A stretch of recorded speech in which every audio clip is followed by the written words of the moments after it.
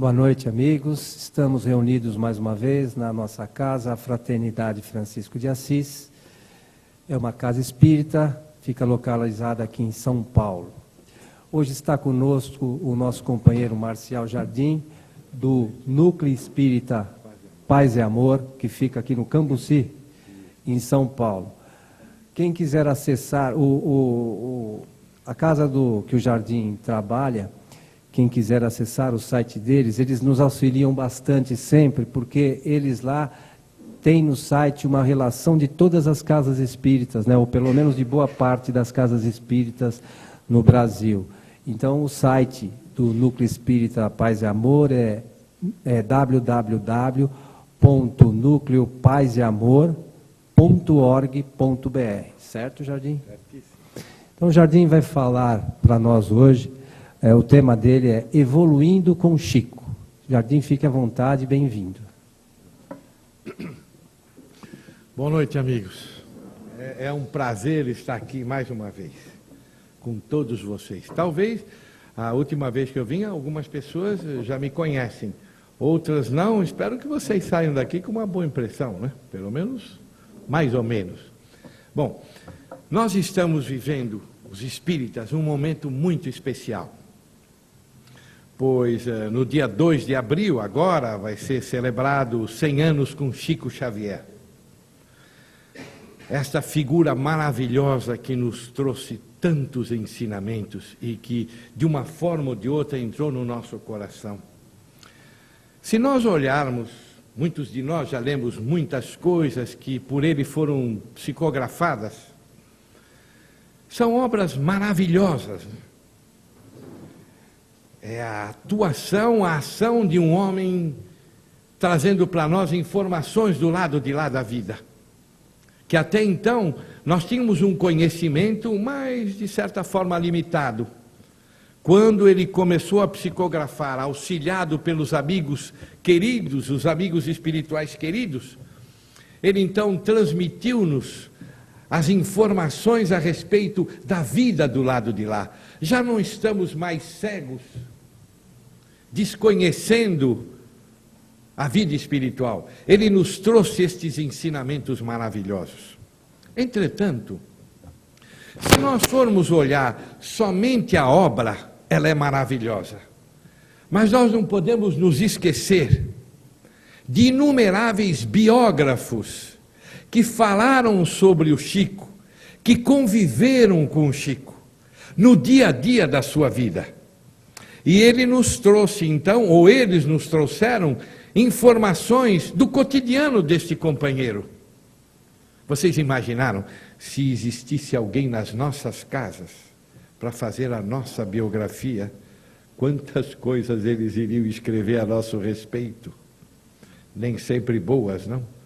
E estes biógrafos, convivendo com Chico, só demonstraram, através dos livros e das informações, a vida que ele levava. Ou seja, o compromisso com a doutrina e, na realidade, ele foi, enquanto viveu, um evangelho vivo. Bem, há pouco foi lançado um livro que chama-se Doutrina Viva. Foi psicografado pelo Bacelli e são mensagens do Chico Xavier.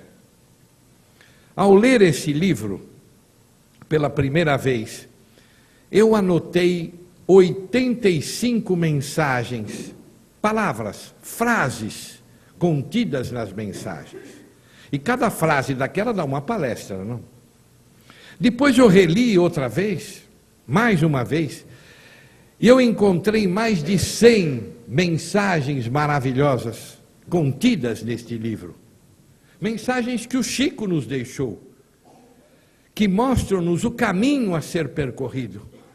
As estradas floridas, dificultosas, mas que nos levarão, sem dúvida alguma, em direção aos braços de Jesus. Então, na nossa palestra de hoje, nós vamos lembrar algumas delas, para que possamos discorrer naturalmente sobre cada uma. São poucas, em relação a 100 e poucas, são aproximadamente 6, muito pouco em relação ao total.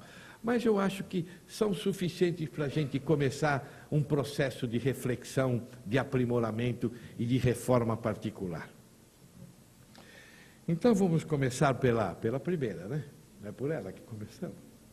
Então ele disse o seguinte: a cada dia cometemos um suicidiozinho. É verdade isso? Vocês percebem que a cada momento nós cometemos um deslize, mais ou menos agressivo? Quantas vezes nós, de repente, sentimos um ressentimento? Este é um sintoma fácil, né? Talvez vocês nunca sentiram. O que vocês acham? Ressentimento. Eu preciso explicar? Não. Mágoa. Já sentiram mágoa? Eu me lembro que aquele companheiro que já desencarnou, Delchiaro, lembram-se dele? Ele dizia: mágoa é a má água. Nós já temos isto. Será que é muito difícil acontecer isso no nosso cotidiano? Alguma vez, ou durante o dia, este suicidiozinho, será que não seria uma palavra um pouquinho mais rústica? Um pensamento menos feliz? Às vezes um pouco de ingratidão? Dificuldade em compreender alguém? Será que o suicidiozinho também não é aquela possibilidade que nós tínhamos diante de nós de perdoar um deslize de quem quer que seja e nós não conseguimos perdoar? Será que as palavras que nós dizemos, elas têm um certo perfume? Será que elas têm uma certa doçura? Será que nós fazemos estas palavras saírem de dentro de nós, compreendendo aquele que está conosco conversando, nos dando a honra do convívio? Será? Vocês percebem também que muitas vezes nós não conseguimos perceber bem o teor das palavras e magoamo-nos com a forma que alguém se dirige a nós? A forma, o conteúdo talvez seja perfeito para nós. É uma lição maravilhosa, mas a forma pela qual foi dito nos faz ficarmos melindrados, magoados, ressentidos. Então, será que nós, espíritas, medimos um pouco as palavras antes de dizê-las?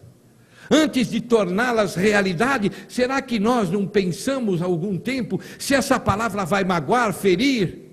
Será? E quando nós pensamos que esta palavra dura, agressiva, rústica, vai chegar e vai ao encontro da pessoa e vai feri-la, nós nos esquecemos um ponto fundamental. Já nos ferimos. Antes de dizê-la. Porque antes de dizermos qualquer coisa, nós já pensamos, então ferimos a nós mesmos. Lembram-se daquela história tão simples, né? Quem dá flores, antes perfuma as próprias mãos, né? Aqui tem muitos homens que de vez em quando presenteiam as esposas com flores, quando era no passado, né? Quando eram mais moços, não é? Agora a flor está cara, as coisas estão difíceis. Então, quando nós comprávamos uma flor e levávamos para a nossa querida, por exemplo, o perfume da flor, ela só iria perceber depois que nós entregássemos. Antes, nós já tínhamos sentido. Ou seja, antes de darmos, nós já recebemos. Então, ao magoarmos alguém, antes, nós já nos ferimos. Então, eu acho que nós não temos dúvidas, não? Que nós cometemos um suicidiozinho ou vários durante o dia. O que vocês acham? Não precisa falar nada, só mexer com a cabeça assim. Vocês cometem esse suicídio? Eu cometo, com certeza. Vamos pensar nisso um pouco. Neste livro, tem um trecho que se refere a esse suicidiozinho, que o Chico diz o seguinte: o obsessor, ele não pula o muro, ele entra pela porta aberta. O que vocês acham? Verdade isto? Ou já viu algum obsessor pulando o muro? Não, nós é que permitimos que ele venha. O que é um obsessor? Um amigo ainda, que se encontra distante das coisas do amor. Então, quantos de nós, ao cometermos esses suicidiozinhos, nós não estamos abrindo a porta para que espíritos menos amorosos se aproximem de nós, utilizem-se da nossa presença e podem complicar a nossa vida pensando que estão nos ajudando. Não é verdade? Vocês concordam que o obsessor ou o amigo espiritual menos esclarecido, porque é um irmão nosso também, não? Ele não pula o muro. Ele entra pela porta aberta. Não é bom nós olharmos sobre isto, atentarmos sobre isto, refletirmos um pouco mais para fecharmos a porta? Vamos pensar um pouco. Vamos ao segundo, então. Teve um momento que um destes biógrafos narram que o Chico estava na casa dele, como sempre, depois das sessões que ele trabalhava, de madrugada, e até de madrugada. Então os amigos ficavam ali sentando, tomando cafezinho, não? Comendo bolo de fubá, pena que nós não estávamos lá, né? Para comer o bolo só, né? Então, e a conversa ia longa, né? As pessoas falavam muito, os amigos, quem não queria ficar com o Chico? Vocês já imaginaram? Ficar com o Chico? Mas a conversa estava indo muito além do esperado. E a conversa começava a enveredar por campos que não iam trazer nenhum benefício a ninguém que estava ali. Dali a instante, apareceu Emmanuel para o Chico. Olhou para o Chico e disse o seguinte: se você ficar jogando conversa fora, eu vou me embora. Isso o Emmanuel falou para ele, né? Pena que nenhum espírito fala isso para nós, né? Por isso que nós ficamos perdendo tempo e falando um monte de coisa que não precisamos.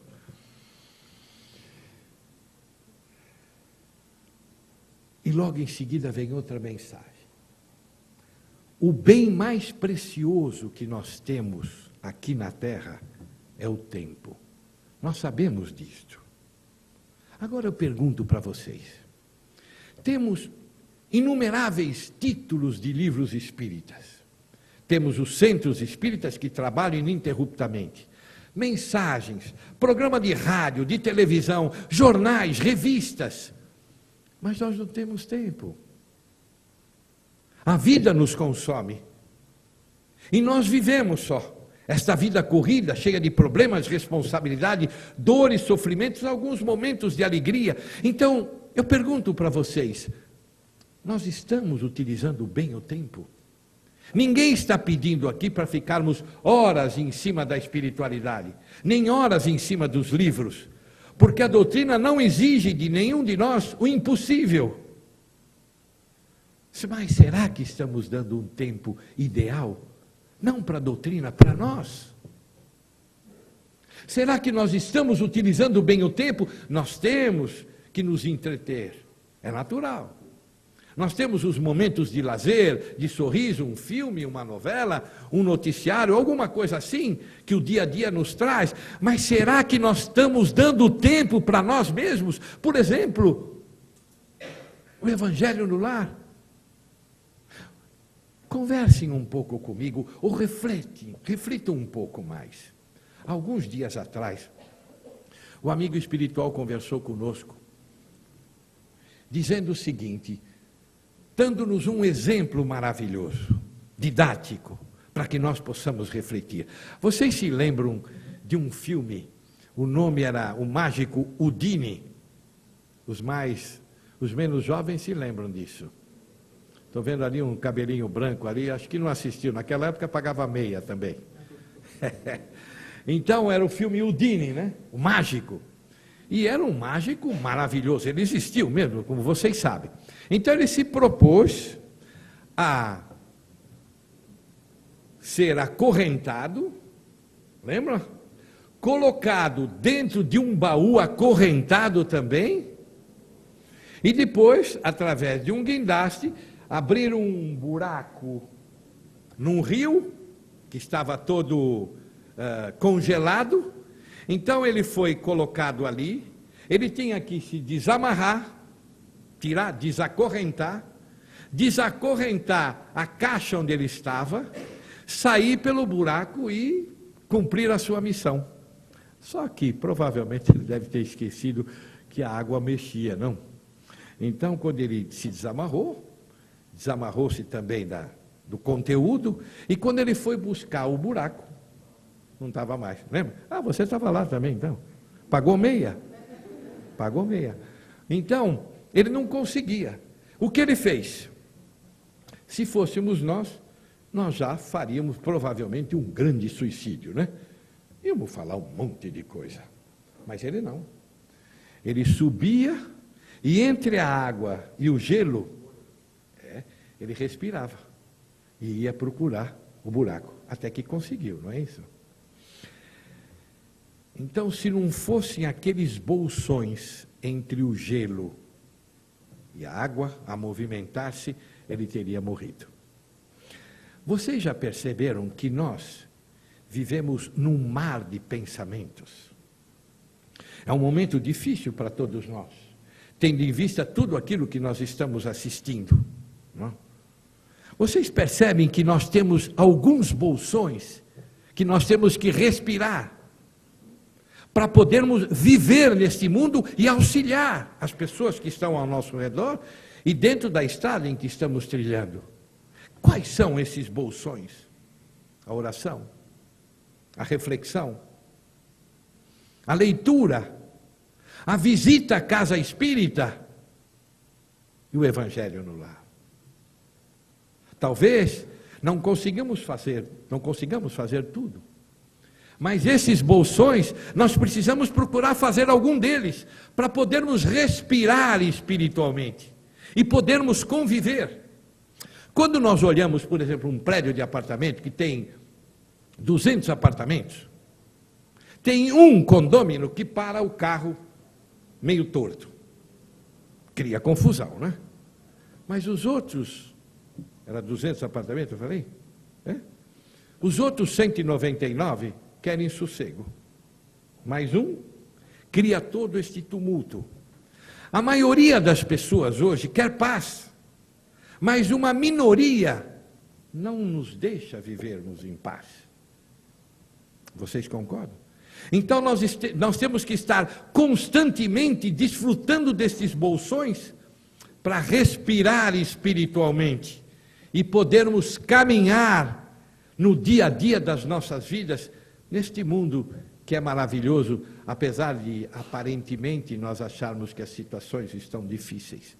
É um grupo somente, os outros querem paz.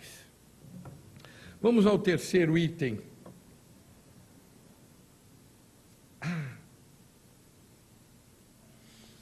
Ele disse o seguinte, fizeram uma pergunta para ele. Chico, o que dizer, o que você diz a respeito desta multidão de pessoas que vem te visitar, desfrutar da sua companhia, dos seus conselhos, da sua palavra, da sua presença? Sabe o que o Chico falou? Eles sentem saudade de Jesus. Não é tudo isto que nós sentimos? Nós vemos tudo isto que está acontecendo diante dos nossos olhos e que nós, de uma forma ou de outra, reprovamos, né? Não nos sentimos bem, sentimos abalados, entristecidos muitas vezes, com tudo aquilo que está acontecendo diante dos nossos olhos. Vocês não percebem que nós sentimos saudade de Jesus? Nós queremos paz, amor, compreensão, fraternidade, gratidão, simplicidade, humildade. É isso que a maioria quer. Só que nós temos um ponto em que pecamos. É que nós não temos a força de vontade para resistir a isto. Quantos de nós falam, bom, já que é para fazer, eu faço também. Todo mundo pensa assim, eu vou pensar. Não! Quando nós sentimos a emoção no nosso coração, quando nós sentimos compaixão, piedade, amor, sinceridade, vontade de ajudar, colaborar, é que nós estamos sentindo saudade de Jesus. Nós temos que trabalhar por Ele, e nós estamos trabalhando por nós mesmos. Vocês já perceberam que vocês têm saudade de Jesus? Todas as vezes que algo surge diante das telas de televisão que nos afeta a intimidade, nós estamos sentindo saudade dele, porque percebemos que não estão seguindo a sua lição e nós estamos com muita vontade de segui-la. Quanto tempo eu tenho? Meia hora. Ah, tá bom.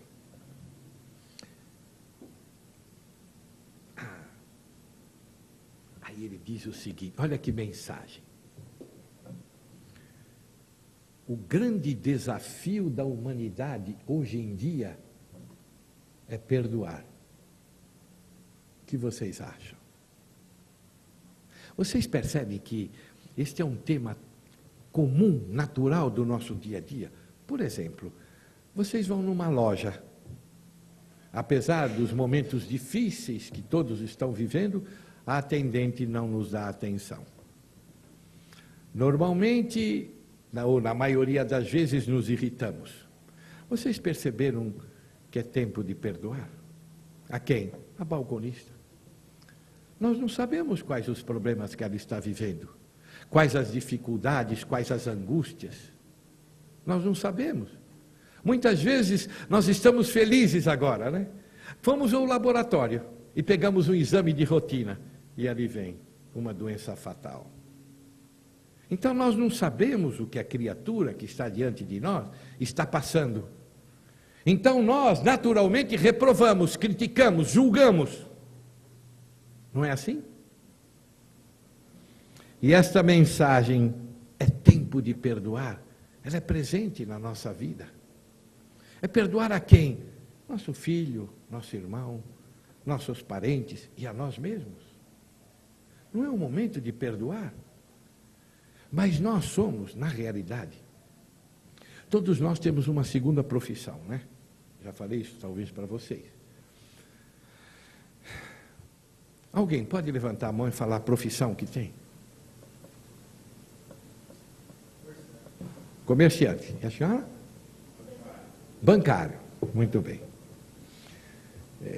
Eu falei no Dini agora, eu sou mágico também. Eu vou dar para vocês mais uma outra função. E eu tenho certeza que vocês vão concordar. Você é comerciante e o amigo é bancário. Você é bancário e juiz. Você é comerciante e juiz. Não fizemos nenhuma faculdade neste sentido, mas julgamos com uma facilidade tremenda a tudo e a todos. E não tem hora. Se acordarmos de madrugada, vamos julgar alguém.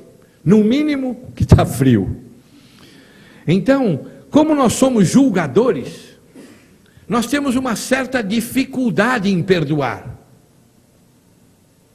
Basta olharmos um pouco mais. Por exemplo, nós temos aqui perto de umas 150 pessoas, mais ou menos. Cada uma tem a sua vida, não? Com muitas dificuldades, não é? Todas estão procurando a tal da felicidade. Não estamos procurando? Mas ninguém acha. Que coisa! Então, cada um busca a felicidade de acordo com aquilo que ela sente e o que ela é. Às vezes a felicidade de um é tirar o dinheiro do outro. A felicidade do outro é ser amante ou amigo da corrupção. A felicidade do outro é tirar o pão da boca. A felicidade de um é ver o outro sofrer. Cada um tem um tipo de felicidade.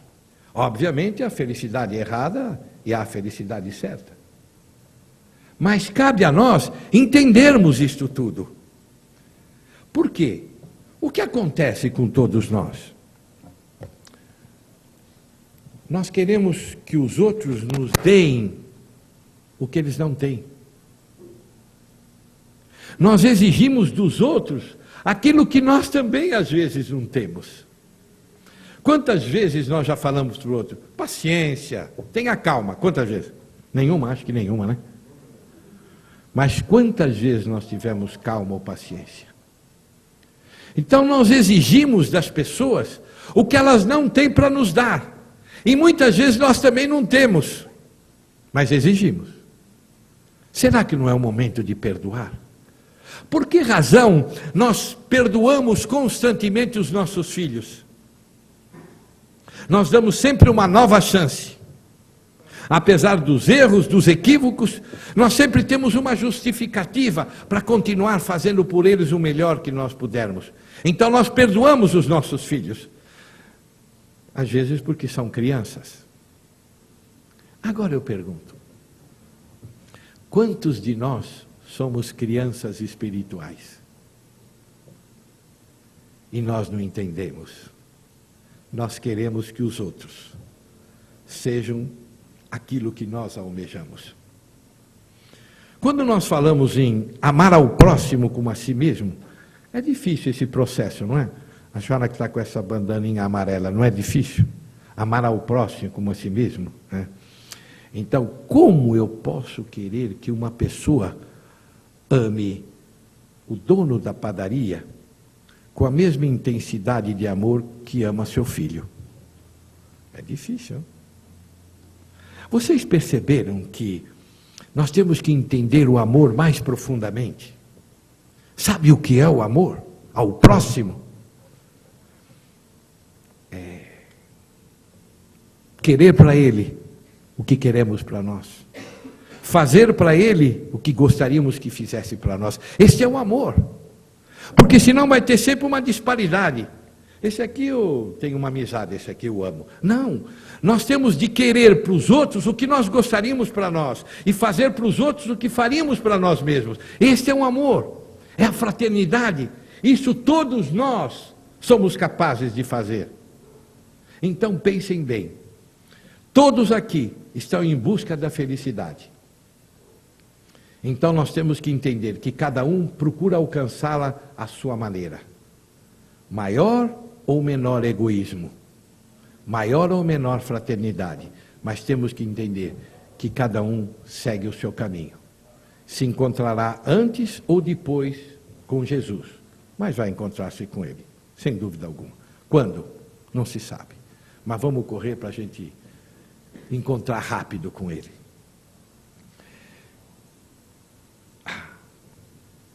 Hoje em dia, nós vemos muitas pessoas sós, não? Tal do pânico, depressão, né? Isso é comum. Parece que até as pessoas dizem com tanta facilidade isso, que parece que até é status, né? O que você tem? Estou com depressão. O que eu estou com a doença do pânico. Então isto rola com uma facilidade, as pessoas falam isso com certa tranquilidade, não? Como se fosse uma coisa banal, como se fosse, eu estou fazendo terapia. Eu estou fazendo, toda semana eu vou. Eu estou lá há 18 anos.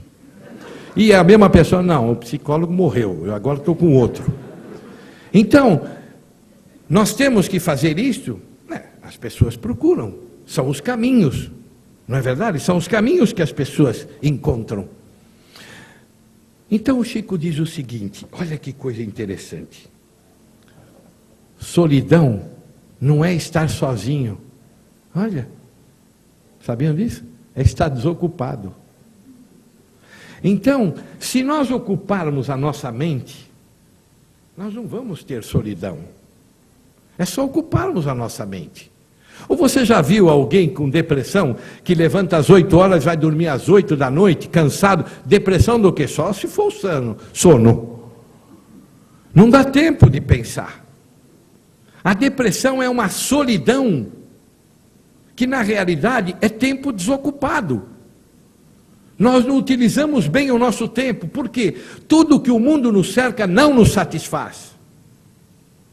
Quando nós falamos na tal da felicidade, nós já sabemos que a felicidade só vamos encontrar quando nós proporcionarmos essa mesma felicidade para os outros. Você já viu os pais, às vezes, estão arruinados, né? Tem dinheiro nenhum. Em dezembro não sabem nem como é que vão presentear os filhos. Mas eles vão, fazem alguma coisa, é cartão, pede dinheiro emprestado, e de repente você vê ele compra o presente para o filho. Então, quando ele dá o presente, ele vê a felicidade do filho. Ele está arruinado, né? Mas quando ele dá o presente para o filho está feliz. Ele fica feliz por quê? Com a felicidade que ele deu. Por que nós temos tanta dificuldade em fazer isto?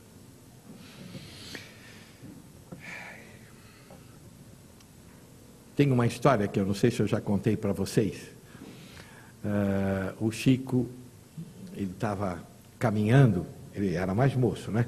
Ele estava caminhando e duas senhoras que estavam na janela de uma casa, é tempo desocupado, né? Não era nenhuma de vocês, porque faz tempo. Então tinham duas senhoras na janela, ou na porta, eu não me lembro bem, mas não importa. Então o Chico estava passando, uma delas chamou, ô Chico, então ele parou. Aí um pouco de conversa, aí pegou, ô Chico, você sozinho, imagina, não tem nenhuma companheira para estar com você no dia a dia da sua vida. E o Chico, muito amorosamente, né, ele comentou que o caminho dele era o espiritismo, né? Ele tinha uma missão a cumprir com o livro, então ele trabalhava dioturnamente justamente para divulgar esta doutrina maravilhosa. Então, que por causa disso ele optou por ficar só. E depois de um pouquinho mais de conversa, ele pegou e foi para sua casa. Quando ele chegou em casa, ele estava triste, né? Ou seja, ele sentiu um pouquinho dessa tal de solidão, né? Então ele pegou uma folha de papel, um lápis, uma caneta e começou a escrever para um grande amigo dele. E quando ele estava escrevendo, numa frase, ali ele parou a carta, né? Ele pôs assim, realmente eu sou um galho seco. Duro isso, não? Como dizendo, acabou, né? Terminou, é você sozinho. Naquele instante, sabe quem apareceu para ele? Emmanuel. E disse assim, Chico, o frasco de perfume, quando está tapado, só sente o seu aroma as paredes do frasco que o contém. Nós temos que destapá-lo para que o perfume vá-se embora. Aí o Chico entendeu.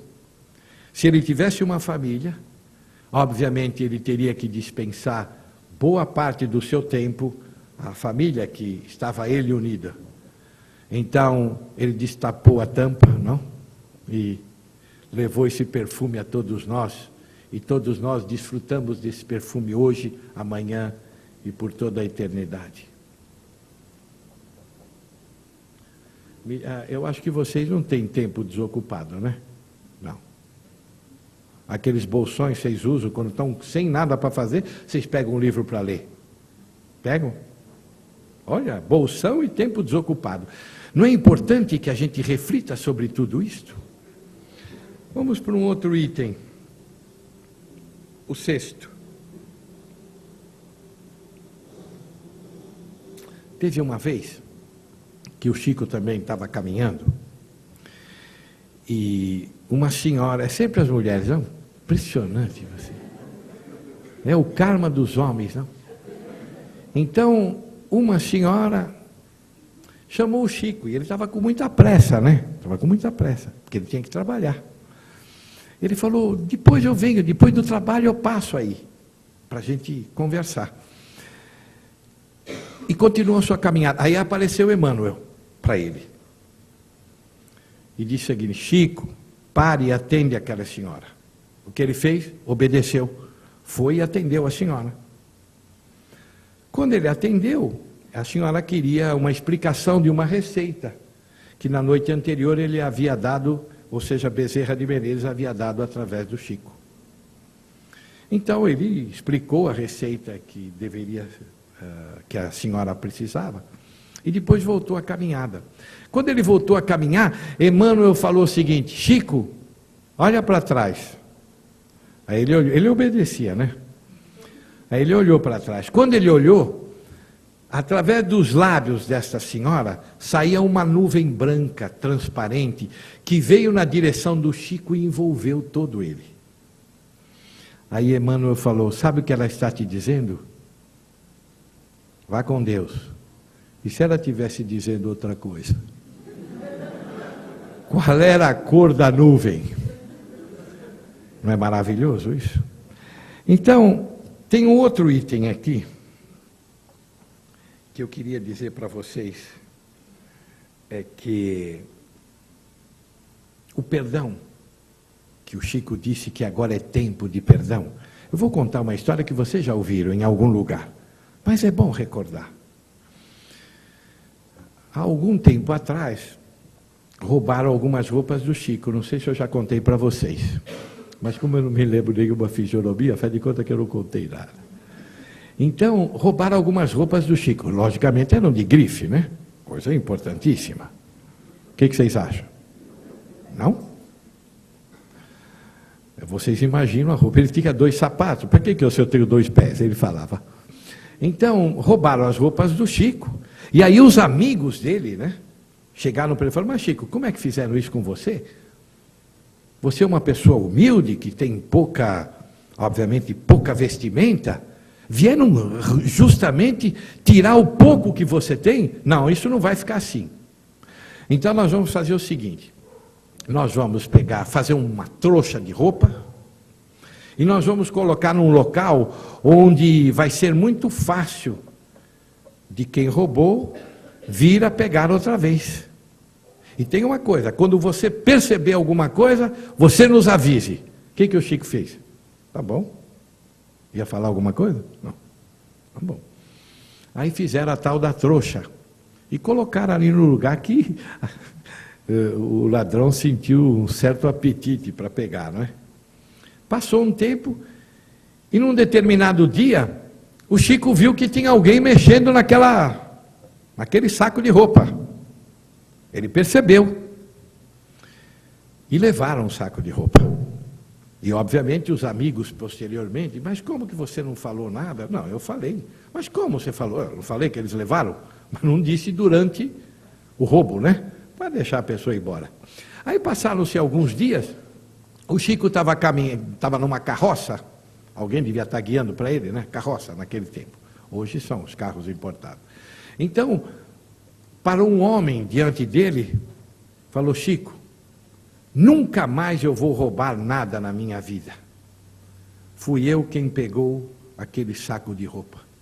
E quando eu abri, tinha um bilhete que você deixou para mim, dizendo, vá com Deus.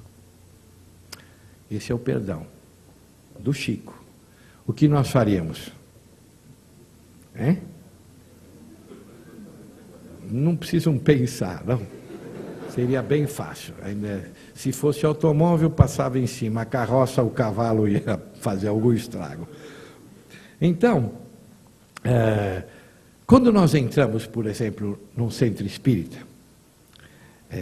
nós recebemos inúmeras informações, né? Momentos gostosos, vemos amigos de doutrina, do mesmo ideal, comungando os mesmos pensamentos, as mesmas atitudes, as mesmas ações. Então são momentos gostosos, não é? Aí vamos fazer os cursos. Já fizeram algum curso? Já, né? Já? Vi 2 cabeças mexer assim, 2. É assim mesmo, as outras estão com cãibra. Então, queremos fazer os cursos, não? Então fazemos. Maravilhoso, não? O palestrante explicando, mostrando, nós ficamos, mas é assim, como é assim? Depois perguntas, milhões de perguntas, né? Porque temos tantas curiosidades. Saímos dali felizes com as apostilhas, vamos ler em casa, momentos gostosos. Nós fazemos o curso 1 ano, 2 anos, cada núcleo tem um tempo, né? Depois de terminado 1, 2 anos de curso, né, Coelho? Ou às vezes tem centros que o curso demora mais um pouco de tempo, em que passou aquela primeira euforia, que começamos a ter que trabalhar, ajudar o próximo, temos horário, responsabilidade, já não podemos fazer tudo aquilo que fazíamos antes, ou seja, o tempo que tínhamos desocupado, passamos a ocupá-lo. E aí nós começamos a achar algumas desculpas para não vir. Uma desculpa caridosa. Eu estou começando a ficar resfriado. Eu não quero passar para ninguém. Esse é espírita, temos que tirar o chapéu para ele, não temos? Ele não vai para não passar a gripe. A gripe não chegou, mas ele já está prevendo que ela pode passar. Esse é um momento, não é um momento? Isso é caridade. Sabe o que acontece? Sabe o que o Chico dizia? Depois da festa temos que lavar os pratos. É verdade isso? Depois da festa temos que lavar o prato. Depois dos cursos temos que trabalhar. E nós? nós arranjamos desculpas em todos os momentos. Por trabalho em favor do Cristo, nós somos especialistas. A cada instante nós achamos uma fórmula maravilhosa para não darmos a nossa colaboração. Por exemplo, na nossa casa, muitas vezes, quando fazemos algum evento, feira do livro, bazar, para que as pessoas possam ajudar a casa, às vezes tem algumas pessoas que foram convidadas 15 vezes, ou seja, há 15 anos. Mas a justificativa, nós temos que tirar o chapéu. Tem sempre um casamento para ir. 15 anos, 15 casamentos. E a pessoa não tem família. Realmente são pessoas de altíssimo comprometimento com a doutrina. Tem algo importante também que eu gostaria de falar, que é a nossa penúltima mensagem. Nós todos espíritas precisamos nos aperfeiçoar para fazer amizades. Para que assim agindo, nós colhamos e ofertemos boas vibrações. Por que é tão difícil para nós sorrir? Para nós sorrirmos? Por que é tão difícil isto? Por que é difícil nós olharmos nos olhos das pessoas com afabilidade, com doçura? Por que razão muitas vezes nós frequentamos um centro espírita e não conhecemos nem o nome das pessoas? Cumprimentamos só mal e mal. Nós estamos num momento de festa, de harmonia, de amor. Vamos exalar o melhor que nós temos dentro de nós. O tempo, um passado, onde as pessoas entravam nos centros espíritas e eram recebidos com certa rusticidade, frieza, terminou. Hoje nós temos que ter alegria. O espírita tem que ser alegre. Por quê? Porque ele consegue saber para onde vai. Ele já sabe que este mundo não termina aqui, que a morte não existe, porque o Espiritismo matou a morte. Nós temos que ter esta alegria por sabermos a técnica, sabermos os meios de vivenciarmos a continuação da nossa vida material, física, através da vida espiritual. Por que a alegria? Por que a tristeza quando os problemas vêm no nosso encontro, as dificuldades, o choro? Por que vem? Por que a dor, quando vem no nosso encontro, vem no nosso encalço, nós nos entristecemos, se nós espíritas sabemos que a dor, ela só veio para nos ajudar. E ela só vai embora depois que ela perceber que nós entendemos o que ela queria nos dizer. Por que a tristeza? Nós temos que ser alegres, tirarmos de dentro de nós o ressentimento, a mágoa, a ingratidão, a desesperança. Por quê? Porque nós já vimos um outro mundo espiritual. Para onde nós vamos? Custa-nos muito? Não. Vocês querem ver uma dor? Uma coisa? Ressentimento dói. Ele disse que não, então você nunca sentiu. Ressentimento dói? Estou ressentido com aquela pessoa. Dói? Dói. Mágoa dói? Dói. Ingratidão? Dói.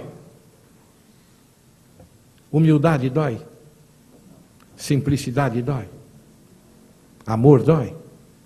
Vocês percebem que nós somos masoquistas? Nós gostamos de sofrer, porque todas as coisas ruins nos fazem sofrer. Inveja dói? Dependendo do valor do carro do vizinho. Dói a inveja? Então, se nós eliminarmos essa inveja, nós não temos dor. Então nós estamos justamente focados naquilo que mais nos traz sofrimento. E se nós conhecemos a doutrina espírita, ela chegou até nós há 150 anos atrás, ela veio desvendar-nos o véu, veio tirar da nossa frente o véu, para nós entendermos a alegria de sermos espíritas.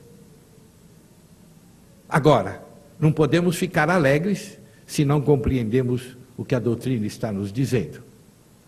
E não podemos nos esquecer que o amanhã virá, a nota fiscal vem, paulista ou carioca, mas vem. Não somos nós que vamos dar, mas ela virá. Tudo o que fizermos agora, vamos receber amanhã, se alegria ou tristeza. E por último,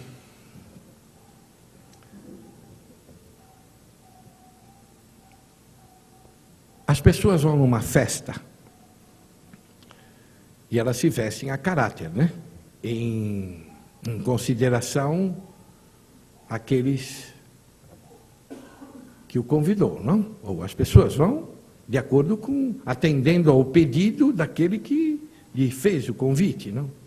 Então as pessoas vão vestidas em atenção ao convite. Se é traje a rigor, se é traje esporte, então elas vão vestidas de acordo com o que elas acham e que aquele que convidou merece. Então tem aqueles que vão com uma roupa mais fina, não? Alguns com algumas medalhas no peito, vocês já devem ter visto isso, não? Não são bem recebidas, não? Porque a maioria gosta da simplicidade. Outros lugares, nós vamos a supermercado, a shopping e tantos outros, e vestidos a caráter. Nem sempre somos bem recebidos, né? Às vezes nos enfeitamos, penteamos o cabelo, trocamos de roupa, roupa vistosa, sapatos bonitos, roupas de marca, não? E nem sempre somos bem recebidos, pois as pessoas analisam-nos, não? Olham de cima a baixo e podem achar que nós somos isto ou aquilo. E achei essa pessoa um pouquinho snob. Aquela pessoa, uma roupa um pouquinho extravagante. A outra, esse é o julgador, né? O juiz. A outra faz algum outro comentário. Você viu num local destes, não? Viu quanta pintura, quanta maquiagem a pessoa fez? Você viu só roupas de marca, joias, brincos, relógios, não? Falando nisso, uma vez eu estava com a minha esposa num shopping, tinha uma vitrine bonita, não sei se eu já falei para vocês. Shopping bonito, né? Uma vitrine muito vistosa. E o relógio era aquele Ferrari. Vocês conhecem o Ferrari, não? Olha. Vocês estavam lá comigo na loja ou não? Ferrari, relógio lindo. Então estava eu e a minha esposa. Aí tinha um deles que estava andando. Aí eu falei, Adriana, que horas está marcando aquele Ferrari? Ela falou 7 horas. Eu falei, o meu Fusca também. Então, nós temos que pensar que existe uma vestimenta que faz com que sejamos recebidos onde estivermos. Por quem vier ao nosso encontro, ou por quem for desfrutar da nossa presença. É uma vestimenta que não tem cor. Não há como testá-la. Não há como pegá-la, trazê-la para junto de si. É uma vestimenta que os nossos olhos não enxergam, nem as nossas mãos conseguem tocar. Porém, os nossos ouvidos escutam. Os nossos olhos enxergam. Essa vestimenta chama-se humildade. Aonde formos, onde estivermos, seremos bem recebidos, porque é justamente a roupa que o Cristo usou há 2010 anos atrás. Queridos companheiros, um grande abraço, muito obrigado pela atenção de todos vocês, e se alguma palavra eu disse feriu seus corações, eu não fiz por mal, eu fiz com a intenção de alertá-los. E toda esta nossa fala, durante todo este tempo, eu não fiquei alertando só vocês, eu fiquei todo o tempo alertando a mim mesmo. Um abraço a todos. Graças a Deus.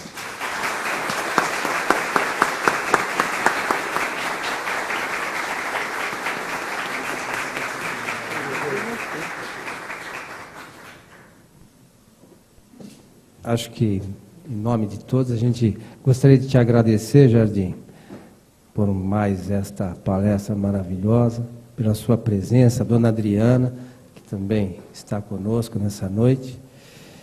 Você só esqueceu de falar dos seus livros, lá da Aliança. Você não quer falar do romance e do próximo livro, aproveitar? Tá bom, eu vou falar. Mãe, depois você dá uma olhadinha no teu Ferrari, ela comprou. Não, há algum tempo atrás, nós aqui na Fraternidade, nós deixamos um texto, um livro, né, chamava Rastros de Luz, agora nem tem mais.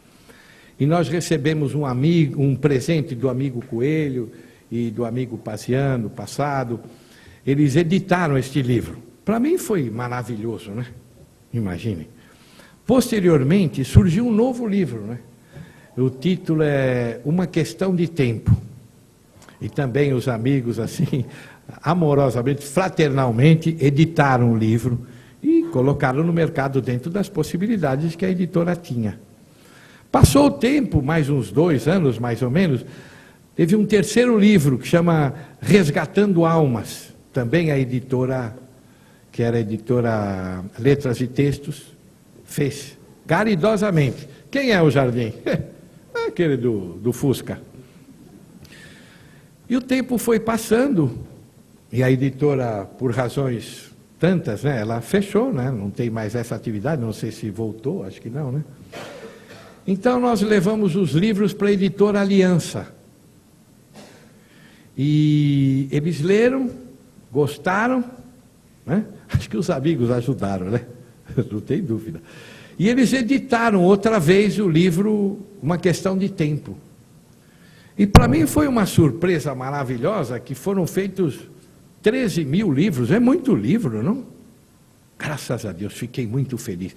E durante este período, nós começamos a trabalhar em outro livro, O Mesmo Amigo Espiritual. E a semana retrasada, nós recebemos a notícia de que o livro estava sendo editado.